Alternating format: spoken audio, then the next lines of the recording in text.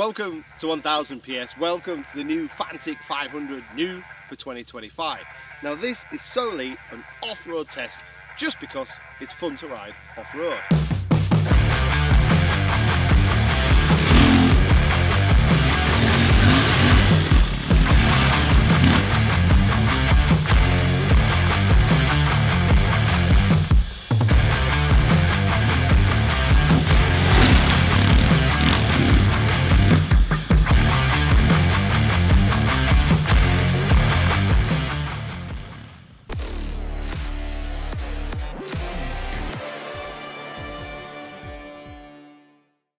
First time on the Fantic Rally, first time I've ridden it, and yeah, I just wanted to give you some initial first impressions.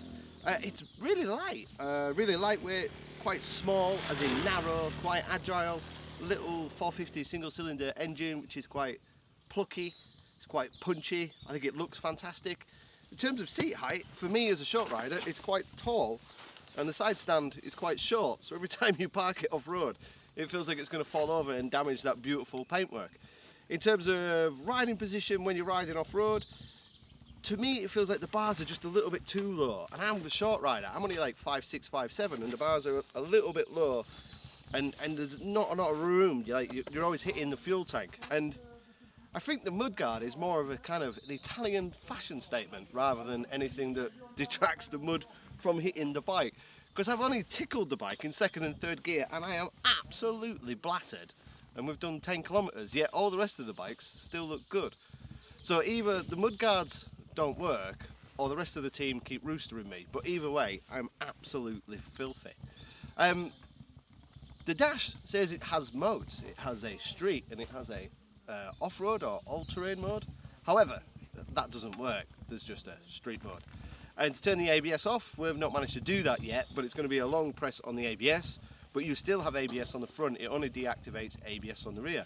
The ABS actually isn't that bad off-road. But again, we're only tickling in it and taking it steady. In terms of initial suspension, yeah, it's coping with majority of what we can throw at it. There's one section that's got a lot of bumps, frequent bumps in similar succession, and it starts to struggle over that bit. But the rest of it is actually coping quite well. It's quite agile, but the engine is plucky, but it's not rapid. It's kind of like entry-level off-road. It's doing everything that I've asked of it, so I think it looks fantastic. I think the styling is beautiful. The tyres are working pretty well, even though they're more road biased than the tyres that we've got on some of the other bikes. The brake lever is annoyingly non-adjustable, and I guess this bike is aimed or designed for entry-level riders or those a little bit less experienced, maybe female riders or short riders like myself, and you can't adjust the brake lever. Same with the clutch lever, you can't adjust that. And some parts of the bike I think look fantastic, like the exhaust finish, the bulletin kind of effect on the side, and then some of the switchgear and some of the other bits is maybe not so. Like that looks pretty familiar to stuff that I've seen from China, from CF Moto for example.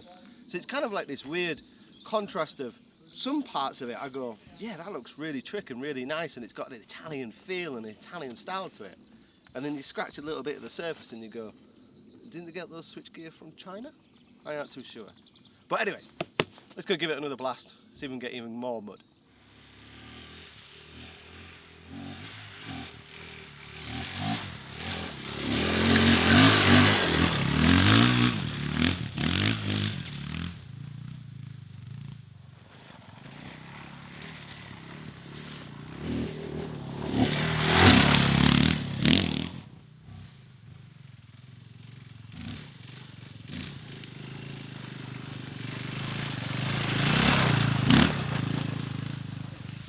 It seems a little bit cruel to take this beautiful looking Italian made 500 off-road, but that's what we've done. All we've done from standard is fitted purpose off-road tyres for this test. So for 2025, cylinder engine goes up to 463cc. We've got 44 PS, 8,000 RPM, and we've got 42 newton meters of torque at 7,000 RPM. In the UK, it should be available very shortly. We've got seat height of 860 and they are quoting 150 kilograms and there's just a 12 litre tank. So it's single cylinder, very lightweight, kind of rally scrambler-esque designed. So we've got no traction control, we've got slightly intermittent ABS. We've got some switch gear that could have been made in China that I've possibly seen on a CF moto, but that is reflected in the price. We're looking, when it arrives in the UK, between £6,500 to £7,000 for a fun, good-looking, plucky, single-cylinder, scrambler-esque off-road bike. Now, a lot of bikes in this segment, in this kind of single-cylinder, low capacity, I wouldn't say budget because that's being unfair, because £6,000 to £7,000 is still a healthy amount of money, are designed to look off-road, but then when you take them off-road, don't actually work off-road. Where the little Fantic's done okay. The big talking point, or the big advantage, the big ace card of the little Fantic 500 is its lightweight, its manageability, its usability. When you're going around real slow speed stuff, it's very easy to ride, very easy to use. The engine has got nice little bottom end torque, a little bit of rasp. You've got enough power to slide the rear, which you could argue that's why you need some traction control, because it has none. But it's fun, it's lightweight, it's agile, it's easy to ride, and I think it rides a lot better than some of the other bikes in this category when you ride them off-road. When you start to up the pace and you go a little bit faster, which you can do, for me the bars are a little bit low, and I'm only like 5'7" on a warm day, so riders over 6 foot, you're going to feel that the bars are quite low. And I think either the wheelbase is short, or the swinging arm is short, or it's more designed to look like an off-road bike and not work great off-road, because once you get into like third and fourth, there's a little bit of instability, and again, there's no way of trimming the bike to change how you ride off-road and on-road. It's just street mode and off you go. But I kind of like it. I like its looks, I like its plucky kind of character, I like its ease of use, and I think a lot of new riders coming into this category, a lot of inexperienced riders who are attracted to the looks and the appeal, will be able to take it off-road without being intimidated. It is light, it is agile, it is fun, it is easy. But for those who are maybe more used to enduro bikes or big adventure bikes and looking at this as a second bike, then it has its limitations off-road, albeit, I think, better than the competition. We hope you've enjoyed our little review of the little Fantic 500. Personally, I like the looks, I like the style. It'd be interesting to see what you think of the bike in terms of broad appeal. Is it priced correctly, or is it priced too much?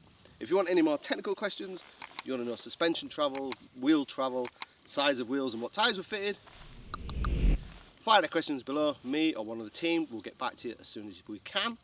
We'll see you on the next one. Thanks for watching.